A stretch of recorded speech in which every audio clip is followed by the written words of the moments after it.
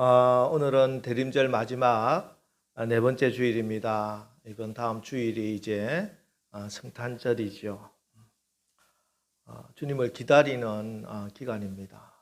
어린 시절 어린이 드라마 중에 암행어사 박문수라 하는 그런 드라마가 있었어요. 제가 어릴 때는 못된 관리들이 힘없는 백성들을 막 수탈하고 괴롭히는데 그걸 보면은 어린 마음에도 막 화가 나가지고 빨리 사람들을 탁 잡아 넣었으면 좋겠다 이렇게 생각을 하고 있었는데, 그때 숨을 죽이면서 기다리던 한 외침이 있습니다. 그게 뭐냐? 다 알죠? 뭐예요? 암행어사 출두요. 그 암행어사 출두라는 소리 한마디가 확 퍼지면은 묵은 채정이 쫙 내려가는 것 같았습니다. 이제 나쁜 사또 또 담간 오리들 막 포박되고 이제 그 땅에 정의가 이렇게 실현될 것입니다. 물론 나이가 들면서 세상이 그렇게 단순하지 않구나. 또 누구 한 사람 의사 박문수가 왔다고 정의와 공의가 영원하게 되는 것도 아니구나 하는 사실을 점점 깨닫습니다만은, 그때 느꼈던 그 통쾌함은 잊을 수가 없습니다. 그러면서 드라마를 이렇게 시청을 하던 어린 아이의 마음에도 빨리 암행어사가 출두했으면 좋겠다 이런 마음이 간절했는데, 실제 암행어사 박문수 시대에 살았던 그 땅의 민초들은 얼마나 간절히 암행어사 출두를, 암행어사가 오기를 그렇게 기다렸을까 하고 생각을 해봅니다. 우리 믿음의 선배들은 이 암행어사 출두보다 더 간절히 우리 예수님을 기다렸어요. 우리 예수님이 하루속히 이 땅에 오셔서 우리의 눈물과 이 땅의 모든 불의와 모든 아픔들을 다 치유해 주시기를 간절히 바랬습니다. 그래서 손양원 목사님은 얼마나 주님의 다시 오심 재림을 고대했던지 하늘에 구름만 이상한 모양이 떠도 혹시 저 구름 속에 우리 예수님이 구름 타고 영광 중에 오시지 않을까 그렇게 바라보았다고 합니다. 그래서 손양원 목사님의 그 찬양 주님 고대가라고 하는 찬양이 있죠. 낮에나 밤에나 눈물 머금고 이렇게 시작되는 찬양이 있습니다. 그 찬양의 3절 가사가 이렇습니다. 먼 하늘 이상한 구름만 떠도 행여나 내 주님 오시는가 해 머리 들고 멀리 바라보는 맘, 오 주여 언제나 오시렵니까? 손양원 목사님, 주기철 목사님, 우리의 믿음의 선배들은 우리 주님이 다시 오실 것이다, 하나님 나라가 반드시 임할 것이다 하는 이 소망을 가지고 신앙생활을 했어요. 그래서 신앙생활의 환경과 조건은 지금 우리에 비해서 너무나 열악하고 힘든 상황이었지만 언제나 그들의 마음에는 기쁨이 넘치고 능력이 있는 신앙생활을 했다는 것입니다. 그 모든 핍박과 억압 속에서도 믿음의 정절을 지킬 수 있는 힘이 있는 신앙생활을 한 것입니다. 여러분, 분명한 것은 손양원 목사님 때보다 지금이 분명 예수님이 오실 때가 가까웠다는 것이에요. 그거는 누구도 부인할 수 없습니다. 언제 예수님이 오실지는 아무도 모르지만 분명한 것은 손양원 목사님이 기다렸던 그때보다 지금이 훨씬 더 주님 오실 날이 가까웠다 하는 그 사실입니다. 그런데 우리에게는 이 주님이 다시 오심에 대한 메시지도 사라지고 소망도 희망도 잊고 삽니다. 주님 오실 날이 점점 가까워 오고 있는데 전혀 모르고 있다는 것이죠. 마치 주님은 절대 내가 살아있는 동안에는 안 오실 것처럼 그렇게 살고 있다는 것입니다. 그래서 역으로 지금이야말로 우리 주님이 오실 때다, 저는 그렇게 생각합니다. 왜 그렇게 생각하냐 하면은 이번 주일 설교 말씀을 준비하면서 묵상하는 가운데 우리 예수님이 분명히 말씀하신 이 도적과 같이 내가 오리라 하는 이 말씀이 마음에 확 와닿았어요. 그렇지. 도적과 같이 오신다. 우리가 주님이 오실 거야 하고 있지 않을 때 오신다는 것이에요. 우리의 믿음의 선배들은 주님이 오실 거를 기다리고 준비를 하고 있었는데 지금 우리는 그러지를 못해요. 한국 교회 지금 여러분들 스스로도 살펴보세요. 정말 주님이 오실 것을 긴장하고 기다리며 신앙생활을 하고 있는지. 그냥 내가 살아있는 동안에는 주님 오시지 않을 거야. 오시면 안 돼. 응? 오시면 내가 가지고 있는 이 모든 것 다 어떡하지? 그런 말도 안 되는 정말 미련하기 짝이 없는 그런 신앙생활을 하고 있다. 그래서 도적과 같이 오시는 거예요. 아무도 생각도 못했어요. 주님이 갑자기 언제 이럴 때 어떻게 오시지? 깜짝 놀라게 주님이 오신다 하는 사실입니다. 여러분, 우리 신앙에 주님이 다시 오심, 하나님 나라가 우리 가운데 임하여서 우리 가운데 있는 모든 눈물과 근심과 아픔과 연약함과 모든 미움과 다툼과 분열이 사라지는 이 하나님 나라 소망이 분명해야 됩니다. 이 소망 없이 신앙생활을 한다는 것은 정말 신앙생활이 힘들 뿐이에요. 너무 힘든 것이 신앙생활입니다. 환경이 아무리 좋아져도 신앙생활이 힘듭니다.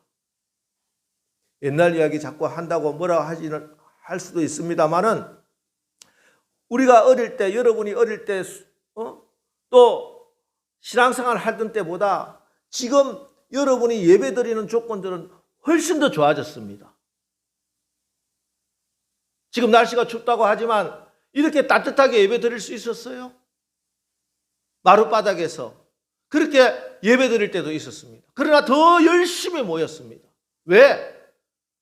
하나님 나라에 대한 소망이 있었기 때문에, 소망이 있는 신앙생활을 했기 때문에 그렇습니다. 그러나 소망을 잃어버리면 그때부터는 모든 것이 불평이에요. 아무리 좋은 것을 줘도 불평입니다. 이것도 부족하고 저것도 부족하다고 늘 불평하고 원망하고 조금만 힘들면 낙심해버리고 포기해버리고. 왜? 소망이 없기 때문에 그렇습니다. 지금 우리나라의 가장 큰 문제가 뭐냐? 물론 뭐 정치적인 그런 문제도 있고 여러 가지 경제적인 문제도 있습니다만은 우리 국가 장래에 있어서 가장 큰 문제는 뭐라고 하더라도 저출산의 문제입니다. 인구가 점점 줄어들고 있다. 그것은 결국 이 나라가 소멸하게 된다는 말입니다. 그래서 국가에서도 지난 수년 동안 십수년 동안 수십조를 쏟아부었어요. 어떻게 하든지 결혼도 하고 아이도 낳고 그렇게 살 수 있도록. 이번에도 또 양육수단인가 어린이 수단인가 또 영세 때는 얼마 주고 돈으로 계속 돈 주면서 애기 많이 낳아라. 나라에서 책임져 줄 테니까 낳아라. 그러나 OECD 국가 중에 수년째 우리나라는 가장 출산율 꼴찌입니다. 왜 그러느냐? 우리 젊은이들이 환경이 어려워서 그런가요? 먹고 살기 힘들어서 그런가요? 미래에 소망이 없어서 그렇습니다. 앞으로 좀 더 나아지리라는 소망이 없기 때문에 그래요. 내가 조금 더 노력하고 정직하게 살고 열심히 살면은 나아질 것이다. 지금은 비록 사글세 방에서 이제 신혼부부로 시작하고 있지만 집에 TV 하나, 냉장고 하나도 없지만 내가 열심히 직장 생활하고 장사하고 하면은 이제 나도 냉장고도 사고 TV도 사고 사글세에서 전세로 옮기고 또 열심히 살다 보면 전세에서 자가주택 아파트도 구입하고 이런 소망이 있을 때는 결혼도 하고 아이도 낳았어요. 그때는 나라에서 아이 낳는다고 돈도 주지 않았어. 그럼에도 불구하고 소망이 있었기 때문에 내 인생이, 우리 가정이 점점 더 나아질 거라는 소망이 있었기 때문에 그렇게 도전하고 힘들어도 견디고 그렇게 사랑 하나로 가정이 이루어졌다는 것이죠. 그러나 소망을 잃어버린 지금은 우리 젊은이들이 왜 결혼을 하지 않으려고 하고 아이를 안 낳으려고 하느냐? 환경이 나빠진 게 아니에요. 내가 지금 열심히 살아도 최선을 다해도 소망이 안 보이는 거야. 나아지리라는 소망이 안 보이는 거야. 그래서 나라에서는 우리 기성세대는 우리 다음 세대들에게 소망을 심어줘야 돼요. 내가 가지고 있는 기득권을 가지고 나 혼자 잘 먹고 잘 산다고 해서 되는 문제가 아니라는 거예요. 우리 젊은이들에게 소망을 줄 수 있어야 됩니다. 이거는요, 신앙생활도 마찬가지입니다. 소망이 없으면 신앙생활에 힘이 없어요. 그냥 교회는 다니는 거야. 어릴 때부터 다니던 교회니까. 아버지, 어머니가 장로님이고 권사님이니까 교회를 다니는데 소망이 없어요. 그 힘이 없어요. 기쁨도 없어요. 능력도 없어요. 변화도 일어나지 않아요. 전도 안 해요. 생명의 역사가 없어요. 우리 젊은이들이 결혼을 해도 애를 안 낳는 것처럼 전도를 안 해. 교회를 다니는데 전도하고 싶은 마음에 생명의 역사가 하나도 일어나지 않는다는. 여러분, 여러분의 신앙에 하나님 나라에 대한 소망이 분명해지시기를 주의 이름으로 축원합니다. 이거는 가장 중요한 거예요. 내 믿음, 소망이 없으면 믿음 다 뺏겨요. 소망이 없으면 사랑할 수 없어요. 사랑은 모든 것을 바라며, 사랑은 바라는 거예요. 할 수 있을 거야, 될 거야. 저 사람이 정말 잘 되고 저 사람이 다시 설 거야. 바라는 소망을 가지는 게 사랑이에요. 포기해버리는 건 사랑이 아니에요.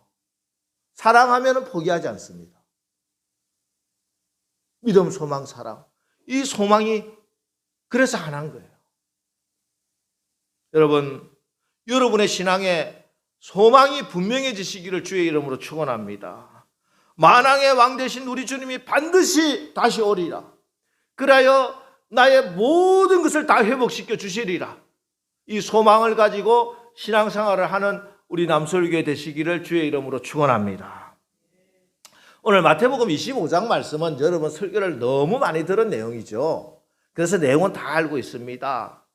팔레스타인 지역은 낮이 너무 덥기 때문에 낮에는 어떤 일을 할 수가 없어요. 심지어 우물가에 가서 물을 깃는 것도 힘들었어요. 그래서 한낮에 물 길러 온 여인이 아주 특이한 여인이었잖아요. 결혼식은 마찬가지입니다. 손님을 불러서 결혼식을 하는 게 낮에는 불가능해요. 그래서 밤이 되면은, 게다가 유대의 날짜는 밤부터 시작되는 거예요. 하루가 시작되는 게. 그래서 새 가정이 출발하는 거 밤에 출발해야 돼. 그래야지 우리가 새벽에 출발하듯이 하루가 시작되듯이. 그래서 밤에 결혼식을 합니다. 그래서 신랑이 밤에 와요. 그러면은 신부는 뭘 준비해야 되냐 하면은 등불을 준비해야 됩니다. 신랑을 맞이하기 위해서. 이 등불이 없으면은 신랑을 맞이할 수가 없습니다. 오늘 본문을 보면은 이 등불은 두 가지로 되어 있습니다. 하나는 등잔이고 하나는 기름이에요. 등잔은 고정적이고 눈에 보이는 것입니다. 모양이 딱 있는 것이죠. 기름은 액체죠. 액체이기 때문에 막 변하는 것이고, 또 실질적으로 소모를 하게 되면은 타버리는 것이죠. 점점 더 줄었다. 그래서 또 채워야 되고 계속 줄고 채우고 이렇게 하는 것이 변화무쌍하는 것이 기름입니다. 그런데 미련한 다섯 처녀가 왜 잔치에 참여하지 못했느냐? 등잔은 있었어요. 보이는 것은 있었어요. 그런데 기름이 없었다는 거예요. 보이지 않는 것. 소모되는 기름, 눈에 보이지는 않지만 계속 채워야 하는 이 기름이 없었기 때문에 신랑이 왔을 때 잔치에 참여하지 못한 겁니다. 언제나 그렇습니다.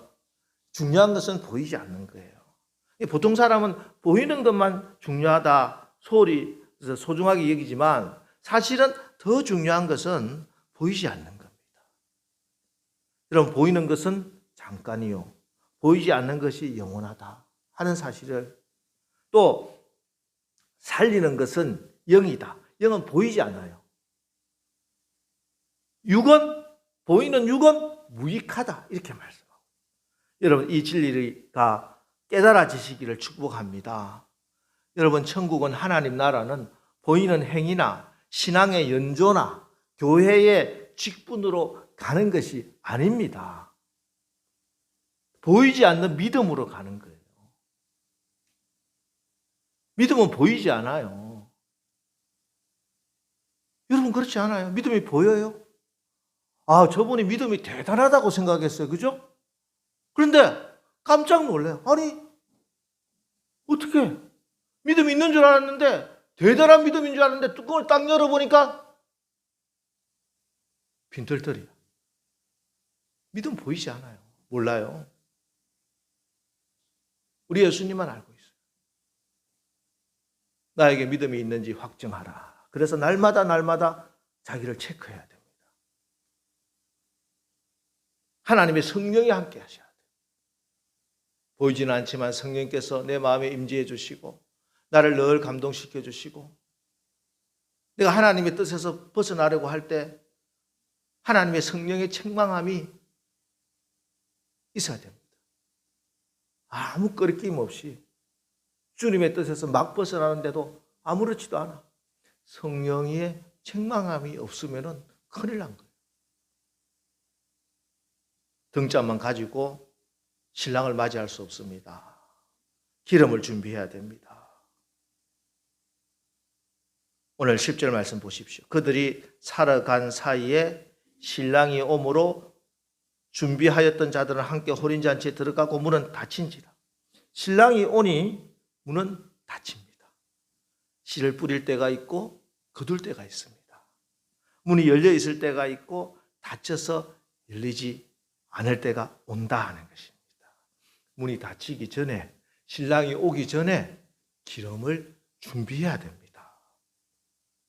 언젠가 고속도로에 막 진입했는데 자동차 기름 게이지에 램프에 노란불이 들어왔어요. 제가 전에도 한번 말씀을 드렸는데, 그때가 제가 이제 운전을 처음 시작하고 고속도로를 아마 많이 운전해 보지 않았을 때예요. 근데 고속도로에 딱 들어왔는데 노란불이 딱 들어오는 거예요. 이게 운전을 처음 하다 보니까, 여러분, 노란불 들어와도 너무 걱정하지 마세요. 이 노란불 들어오면은 그 다음 휴게소까지는 충분히 기름이 있다. 다음 휴게소에 기름 넣어라 하는 경고예요. 그 중간에는 차가 서는 일은 없어요. 근데 이제 처음 운전을 하니까 얼마나 놀랬겠어요. 제가, 고속도로에 휴게소가 23km 남았는데 중간에 서면은 어떡하냐. 땀을 삐질삐질 흘리면서 조심조심 운전을 했던 기억이 납니다. 고속도로에 들어갈 때 그래서 항상 기름을 딱 점검해보고 들어가는 게 좋죠. 근데 우리가 기름도 넣지 않고, 아니 점검도 하지 않고 막 고속도로에 진입해서 달리는 경우가 있다는 것이죠. 기름이 떨어졌다는 게 문제는 아니에요. 사실은 기름이 떨어진 줄 모르고 달려만 가는 것이 문제다. 인생의 고속도로, 신앙의 고속도로를 달리는데 왜 기름이 소모되지 않겠어요? 소모됩니다. 어제 이제 대전을 가는데 게이지에 한 3분의 1 정도 있어서 이 정도면 대전 갔다 오겠다 생각을 했어요. 집에서 내비게이션을 딱 켜니까 가는데 2시간 17분 이렇게 찍히더라고요. 그래서 출발했어요. 가서 저기 경부고속도로에 들어갔어요. 2시간 50분. 기흥을 지나 안성휴게소에 들러서 소떡을 사 먹으려고 했는데 안성휴게소 가기 전에 3시간 7분이 되는 거예요. 점점 더 늘어나는 거예요. 눈이 오니까, 여러분, 인생도요, 내가 계획했던 대로, 내비게이션이 처음에 예측했던 대로 그렇게 안 돼요. 생각했지 못했던 문제들이 막 발생된다는 것이. 그래서 한 4시간이 거의 다 돼서 겨우 결혼식장에 줄을 설 수 있었다니까요. 그래서 오는 길에 이제는 천안 상거리 휴게소에서 기름을 또 채워서 왔어요. 기름이 떨어진 줄 알아야 됩니다. 우리가 신앙생활 하는 것도 마찬가지예요. 은혜를 받고 성령 충만했다가도 또 신앙생활을 하고 사회생활을 하고 하다 보면은 또 기름은 소비가 되는 것입니다. 근데 알고 보면 내가 받은 그 은혜로 살아간 거예요, 지금까지. 그런데 문제는 그 은혜가 지금 소비되고 있으면은 또 은혜를 채워야 된다. 계속 은혜를 채워야 된다. 기름 보충할 휴게소에 들어가라. 노란불이 깜빡깜빡 하면은 다음 휴게소 반드시 내가 들러서 기름을 넣어야지 계획을 세워야 된다는 거예요. 그리고 그 휴게소를 지나면 안 됩니다. 더 지나면요, 그때는 빨간불로 바뀝니다. 그래도 또 지나면은 고속도로에서 서버려요. 이 추운데 눈길에 고속도로에 섰다고 생각해 보세요. 엄청난 고생입니다. 물론 전화하면은 보험회사에서 기름 한 통 들고 오겠죠. 근데 몇 시간이에요, 몇 시간. 내 인생에 기름 떨어지지 않게 계속 은혜 받을 때 은혜 받고 성령 충만할 때 성령 충만하고 성령으로 은혜로 계속 보충해 가면서 신앙생활을 해야지 무난하게 내 신앙생활을 할 수 있다는 거예요. 그러지 못하고 은혜가 딱 끊어지고 신앙을 멈추게 되는 상황이 생기면은 아주 힘듭니다. 힘들어요. 하나님께서 그때도 은혜를 베풀어 주시지만 그 벌벌 떨면서 여러분 겨울 한겨울에 그런 뉴스가 가끔씩 나잖아요. 고속도로 한복판에 눈길에 그냥 차가 3시간 4시간 서 있을 때가 있다니까요. 처음에는 충분하다고 생각했는데 4시간 5시간 밤에 계속 에어컨 틀고 저기 난방 히터 틀고 있다 보면은 기름 다 소비되면은 그때부터 벌벌 떨면서 추위에 고생해야 될 시간들이 생길 수가 있는 거예요.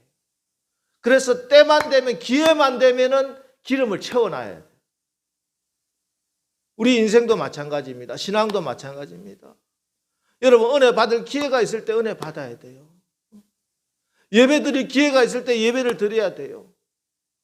하나님의 은혜로 날마다 채워야 됩니다. 할 수만 있으면 은혜 자리에 빠지지 마세요.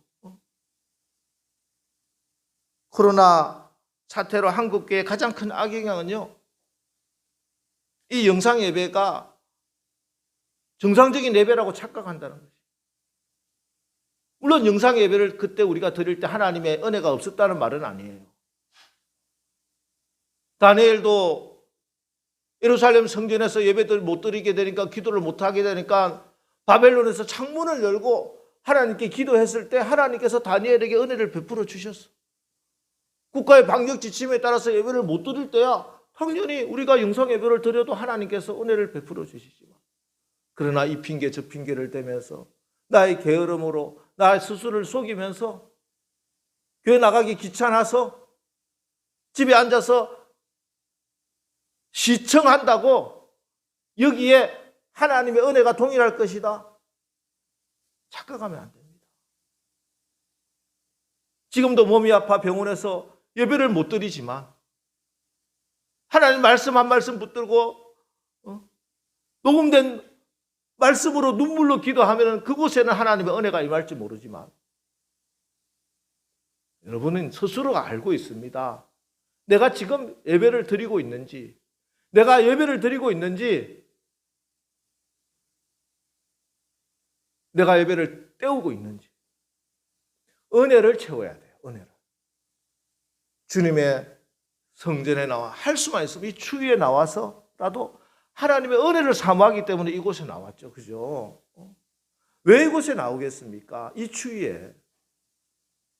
여러분 오늘 이 자리에 나온 여러분에게 또 특별히 오늘 사정상 이곳에 나오기를 간절히 사모하지만 나오지 못해 더 안타까움으로 오늘도 영상으로 예배드리는 우리 남서울교회 모든 성도들 가운데 하나님께서 이번 한 주간 충분히 견디고 버티고 이겨나갈 수 있는 하나님의 성령의 기름으로 부어 주옵소서. 여러분 다 그런 성령의 기름으로 충만하게 되시기를 주의 이름으로 축원합니다. 에베소서 5장 14절 5장 14절 에베소서 제가 읽어드릴게요. 그러면 마이크가 안 된대. 그러므로 이르기를 잠자는 자여 깨어서 죽은 자들 가운데서 일어나라. 그리스도께서 너에게 비추이시리라 하셨느니라. 우리는 연기를 피우라고 부름받은 사람들이 아니라 일어나 빛을 발하라고 부름을 받은 사람들입니다. 불빛 대신 연기만 피우면 안 됩니다. 왜 연기가 나는 줄 아세요? 산화가 잘 안 되기 때문에. 산화. 그러니까 불에 타는 거잖아요. 불에 타는 거. 불이 타는데 연기가 나는 이유는 두 가지입니다. 하나는 산소가 부족하든지 다른 하나는 기름이 부족하든지. 이게 산소와 탄소, 기름이 잘 이렇게 맞아야 정상적인 불을 피울 수가 있어요. 그러면 빛을 발해요. 그런데 이게 모자라면은 이게 거름이 나고 연기가 나고 잘못하면 일산화탄소가 나와가지고 사람 죽어요. 연기 피우면 안 됩니다. 나 때문에 주변 사람들을 실족하게 만들면 안 됩니다. 빛을 발해야 됩니다. 나를 보고 본을 받아 그들이 생명의 길로 나올 수 있어야지. 나 때문에 교회 나가기 싫어. 엄마 교회 나가는 거 보니까 나 절대 예수 안 믿을래. 그런 소리 하게 한다. 여러분의 삶에 성령으로 충만해야 여러분의 자녀들이 또 여러분 옆에 성도들이 이웃들이 하나님 앞으로 나오게 되는 것입니다. 여러분, 우리 주님 앞에 마지막 심판대에 섰을 때 가져갈 수 있는 열매가 있어야 될 줄 믿습니다. 우리 주님 앞에 가져갈 열매는 다른 어떤 것이 아닙니다. 여러분 때문에 여러분들로 인해 주님을 알고 주님 안에서 새 생명 얻고 주님 안에서 회복된 그 영혼들입니다.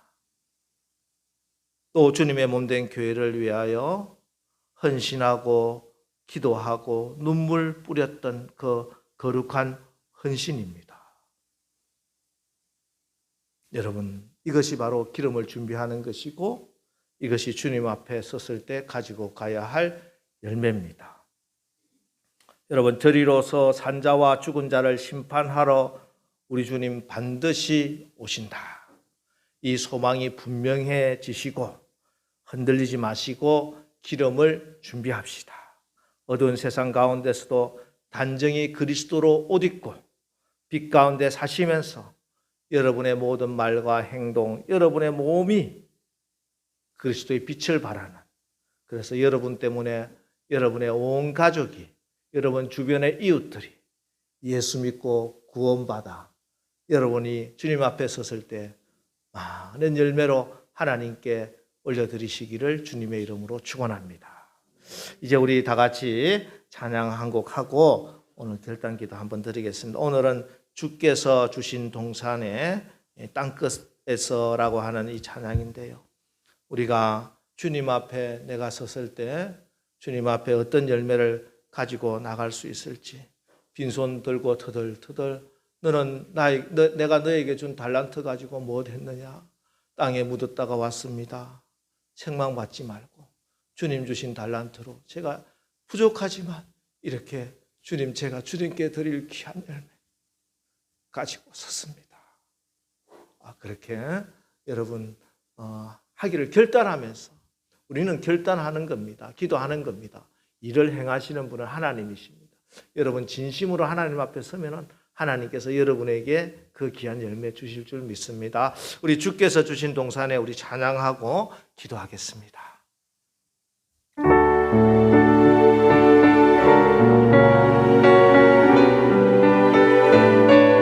오늘도 우리에게 주신 이 시간과 이 공간에서 땀 흘리며 씨 뿌리며 열매를 맺기를 바랍니다. 주께서 주신 동산에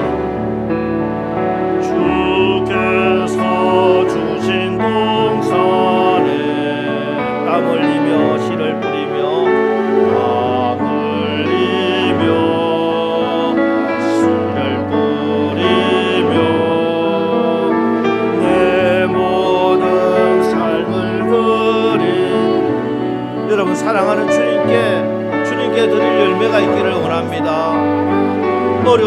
빗는다 하더라도 비바람이 앞을 가려도 약해도 주님께 드리시기를 바랍니다. 비바람 앞을 가리고 내 육체는 세잔해져도 내 모든 삶을 드리니 내 사모하는 주님 앞에 서시기를 바랍니다. 내 주님께 여러분 땅끝에서 주님을 만날 것입니다. 주님께 드릴 열매를 가득 안고 주님을 배우시기를 바랍니다.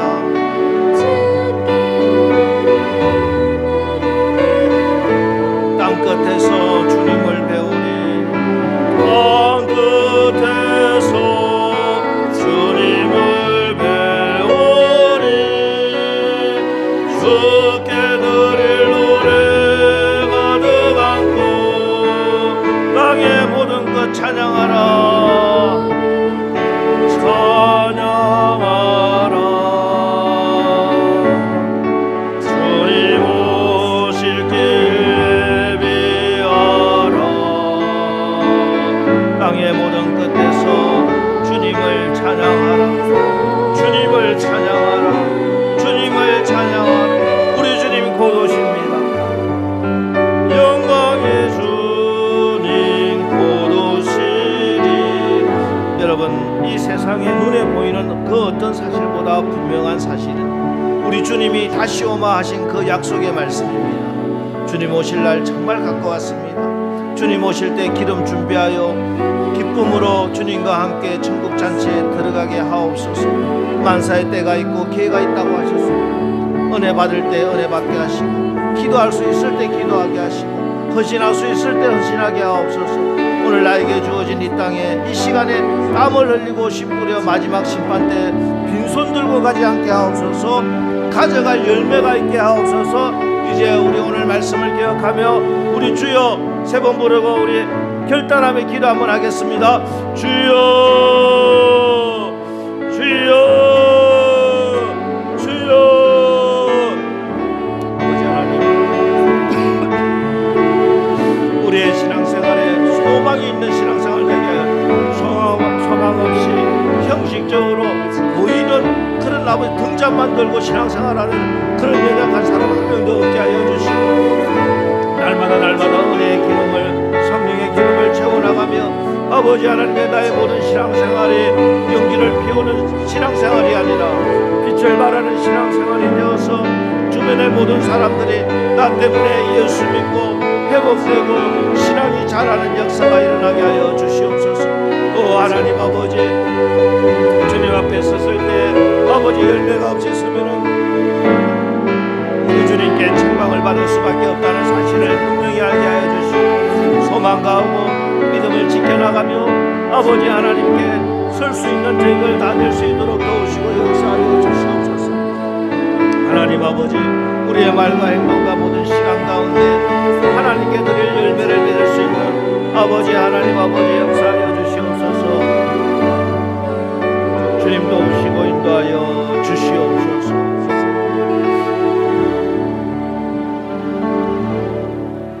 하나님 복된 성탄절 앞두고 우리에게 또 가장 귀하고 복된 복음 재림의 약속의 말씀을 주시니 감사합니다. 주님이 다시 오심이 얼마나 귀하고 복된 일인지 깨닫게 해주시고 세상에 썩어지고 사라질 것 때문에 상처받고 낙심했던 자리에서 일어나 주님께 돌아갈 수 있도록 하옵소서. 마지막 때가 가까웠습니다. 정신을 차리고 근신하며 기도하게 하시고 특별히 서로 사랑하면서 주님을 맞을 기름 준비하게 하옵소서. 주님의 심판대에 섰을 때 부끄럽지 않도록 나로 인해 주님을 알고 나 때문에 회복되는 그런 새 생명을 얻은 그런 귀한 영혼의 열매 들고 주님께 칭찬받고 면류관 받는 그런 상급이 있는 구원의 주인공들 되게 하옵소서. 예수님의 이름으로 축복하며 기도합니다. 아멘. 자, 이 시간에 우리